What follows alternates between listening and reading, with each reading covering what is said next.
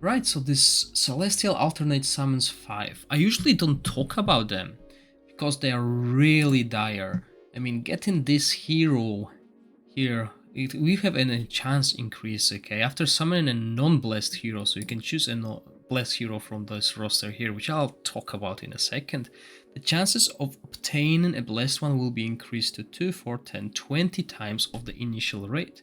20 times at most, so it's not even guaranteed. And after obtaining the blessed one, the chances will be restored to initial rate. Only one blessed hero can be obtained during the event, and the blessed hero can't be changed, so it's wise to think who you need. And who we have here is, let's actually look for them in the gallery. Okay, let me just quickly take a screenshot so I remember who we are looking for. So let's see who is the best, and I think the best for the Vortex, and we'll jump straight to him, is Garett. Yeah. So Vortex wise, I think from those who are available, Garett is one of the strongest. He deals a lot of damage. Okay, so crit damage in all battles, increases attack when taken damage. Okay, so in the Vortex he's constantly taking that damage.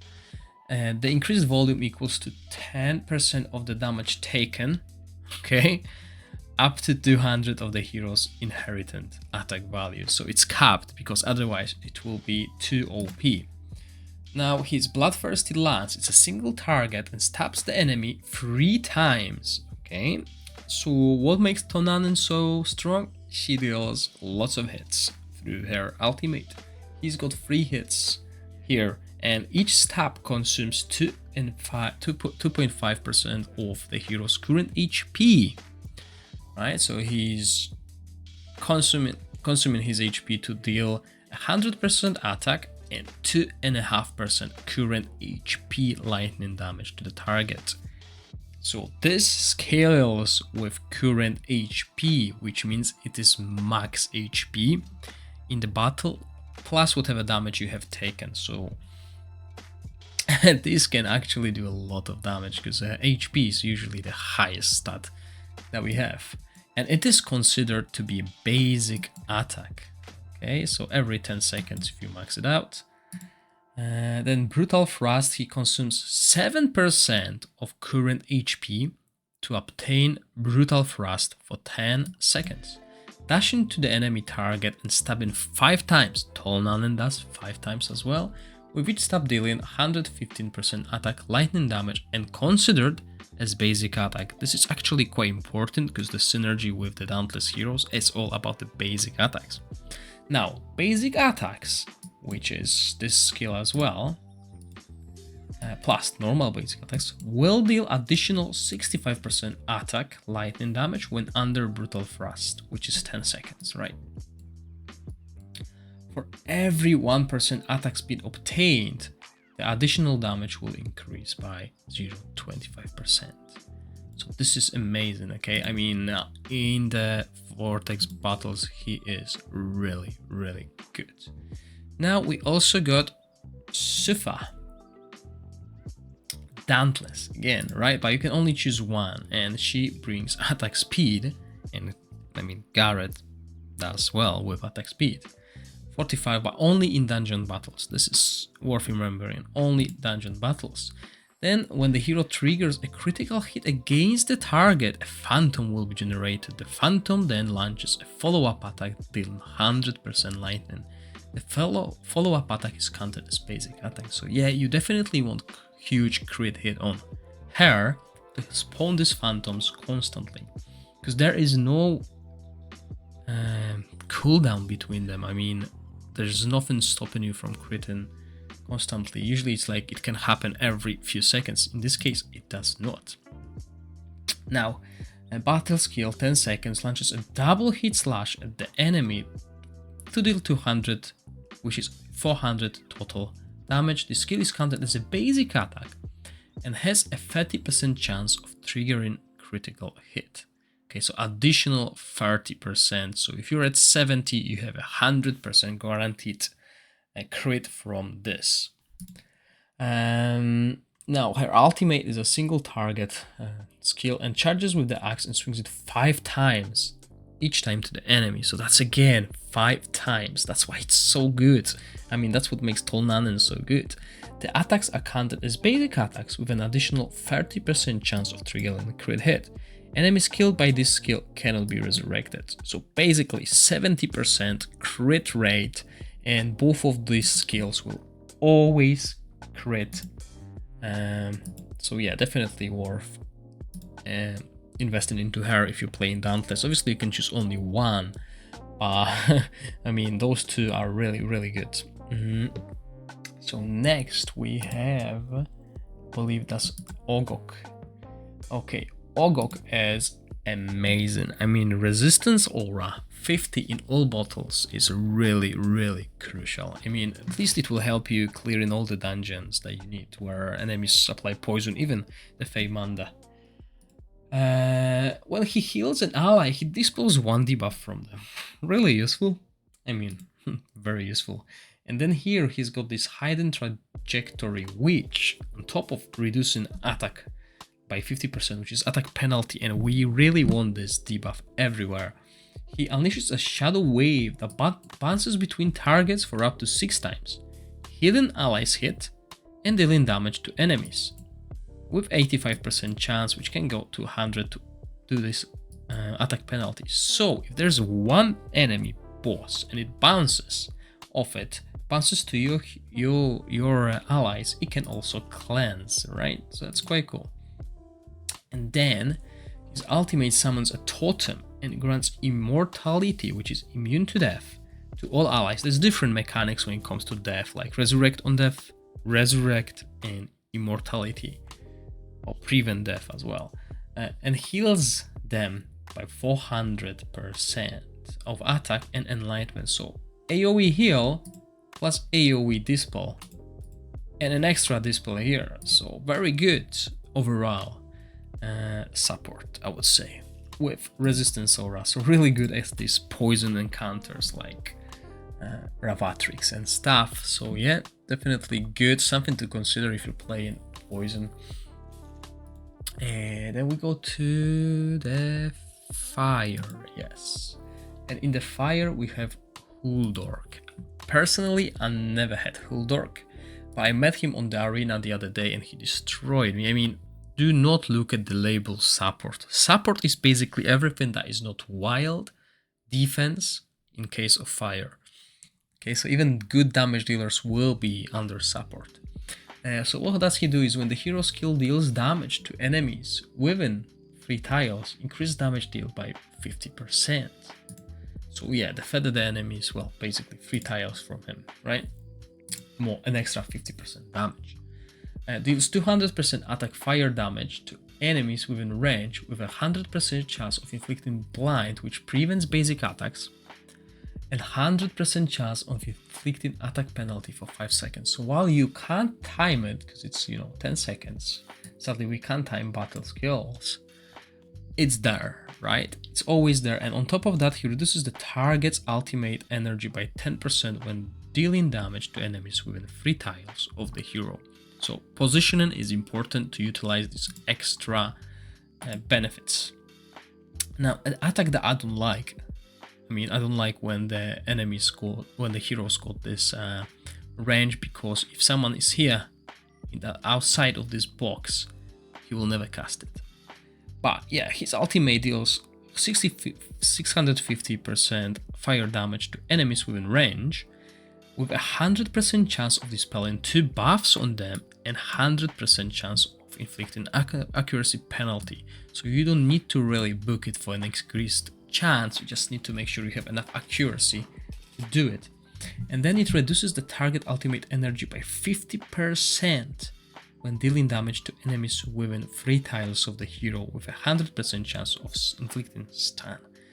I mean, yeah, this ultimate energy, you can really mess up boss rotation. So not bad, but sadly I didn't have a chance to play him ever, and most of my friends, I don't think they do, so no info on it. And then we have Donella. Okay, Donella on the other hand, she is one of these Radiance heroes that actually bring debuffs to the team. Now, not only that, she brings accuracy. 50 accuracy is huge. Again, accuracy resistance really important in the late game. On top of that, she brings healing prohibition with 100% chance if you increase her skills. Okay, so yeah, the magic puppet flies to a random enemy. Okay, so that's quite tricky, but on the bosses, if there's one boss, then obviously single target. She activates the spanner to deal 400 attack damage to enemies with a 100% chance of inflicting stun. So recently I found out that there's actually few things you can do with control, like for example the violet dragon fight. You can use your control skills on the summons, so Utyr never gets invincible. That is amazing, and yeah, obviously this is a battle skill, so you won't be able to aim it, but just a thing for people to remember, just throwing it out there. So now her ultimate, oh, look at this, everyone is getting hit. So 700 damage to all enemies and 75% chance, which goes to 100% to inflict accuracy penalty and attack penalty too. So basically, if you look at other Radiant heroes, there's barely anyone providing any debuffs. They are all like high morale, okay? Rally high morale in other games, but she does it, and she is really important in that team. Let's look who else we have. So we got this summoner hero here, and he's called Gyor. Okay, I heard few things about him. Haven't seen him, but apparently he's not that bad. I mean, ally summon an undead creature that deal 40 attack necrotic damage to nearby enemies for 7 times within 5 seconds. That is his passive skill. And it's like, wait, what? Allies summon an undead creature? What allies? Everyone? Well, I don't know. I haven't used him, but apparently when I meet him in the arena, there's like hundreds of skeletons. So I think that's basically every ally. And then summons a skeleton, which lasts for 20 seconds. The cooldown is 8 seconds here. You can increase the damage recharge, okay? So nothing really outstanding here, but yeah, it's on the battlefield, it's there. And then it enhances an ally undead creature. It grants it 25% attack up for 10 seconds, duplicates the undead creature, and grants it 50% energy. So yeah, okay, sadly it's only one ally undead creature instead of like everything, because obviously allies summon an undead creature. So yeah, I think unless you're playing really good summon team, I wouldn't really go for him in this rotation. I mean, there are better choices.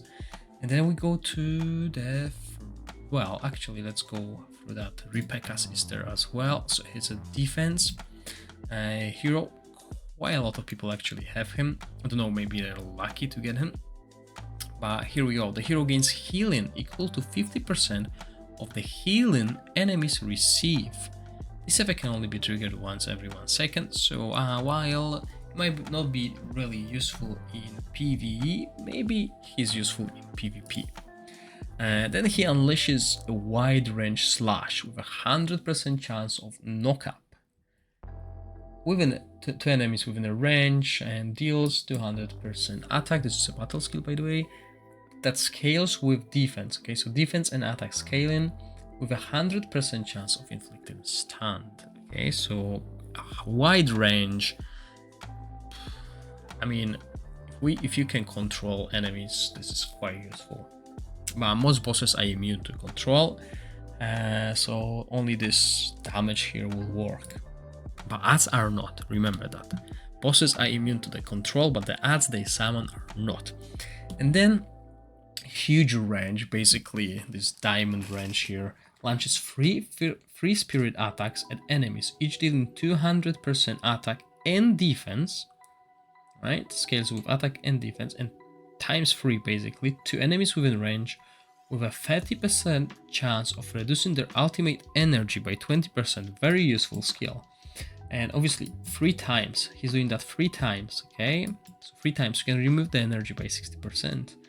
And an 85% chance of inflicting one of random debuffs. Okay, so I don't like randomness, but obviously 3 attacks, right? So 3 debuffs can be applied with a 100% chance. So if you level up the skill, so you need accuracy on him as well to make sure this does apply. Okay, so you can get 3 random ones, and that's quite good because if someone brings someone with a cleanse with dispel 1 debuff, you can only get rid of 1 of the 3. So that is really useful. And yeah, if you're lucky, you can get attack penalty, like healing prohibition or buff prohibition. But if you're trying to clear a content and you get unlucky and you get like accuracy and healing prohibition when you need to remove the buffs or make someone not be able to get the buffs, so randomness there. But overall, I think he's really good. Rebecca as a defensive hero. Obviously, I still prefer Berenger, but yeah. And then we go for the Frost, where we have Urion. I really wanted Urion in the beta. I mean, cool guy with a shield and an axe. But he's still solid. And when it comes to Frost, there might not be any better choices, but Frost is paired with Necro at the moment, so yeah. When taking fatal damage in the battle for the first time, the hero will survive and have all control and debuffs dispelled. Okay, so it only happens once.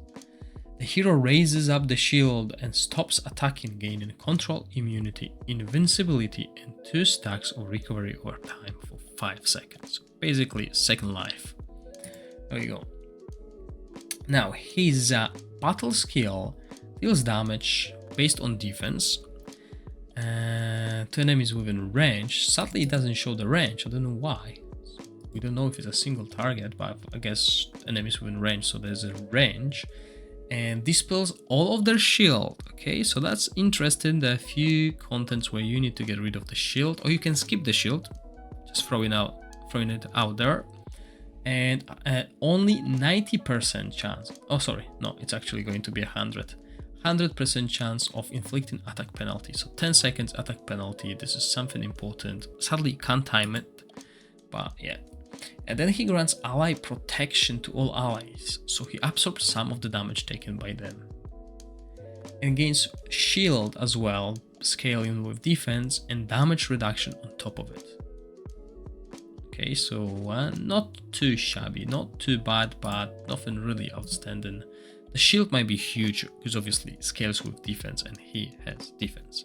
And then Trollguard, this is the last hero on the list. And I got him, and he's quite useful, I would say, in PvP when you bring someone who can apply Frost, so he can utilize his passive. And his passive basically makes every basic attack on the enemy under Frost will be replaced by Tornado Slash, which will dispel their Frost and deal 200% cold damage to enemies within range. So Dork basically applies the Frost through the auto attacks with a chance, and he can pop that Frost to deal 250 attack instead of normal basic attack. Right, so that's quite a good combination, and obviously if you have more heroes then it's easier to proc it, because Dork tries to target, the priority target is the target without the Frost, so that's how it works. So he's actually quite good with this. This is a good synergy. It removes Frost as well, so if someone else wants to deal ultimate when he actually removes the Frost, will lose a little bit of damage, for example, with Usha. Now he jumps and strikes the enemy with the lowest HP. It should be shown. Okay, no, it's not showing range here. So jumps and strikes the enemy with the lowest HP. Okay, and dealing cold damage to it. with a 100% chance of inflicting frost for 10 seconds. Recharge the hero's ultimate by 15% when hitting enemies under frost. Okay, so yeah, he's removing frost from his target, then jumps to another target, and if the target has frost, which Dork does it, basically, he applies frost to the heroes without frost, he recharges his ultimate. And this is actually a huge single target damage to the enemy with lowest HP, so PvP wise, really good. And now, big range here, jumps to the target area, so again, he can jump behind the tanks, and with the tank meta it's really useful. But obviously we can't control it in the arena, but it's also useful in few PvE modes where there's like a huge tank line, or these elementals, these radiant elementals that resurrect enemies. You can just jump and do that damage to them. So dispels frost from the enemies within range and deals 250 cold damage again. Okay, so that's this. Dispel the frost deals this damage, ignoring 20% of the enemy's defense for each frost dispelled. So you have 3 enemies there with frost. That will be a 60% defense. Ignore. Okay, so yeah, really good. But if I were to choose, let's go back to this. If I were to choose, and I would highly suggest not going for that banner unless you have like 105 dices. Okay, so at least 3 guarantees. Okay, I would not go for it. I don't believe I would be so lucky to get what I want.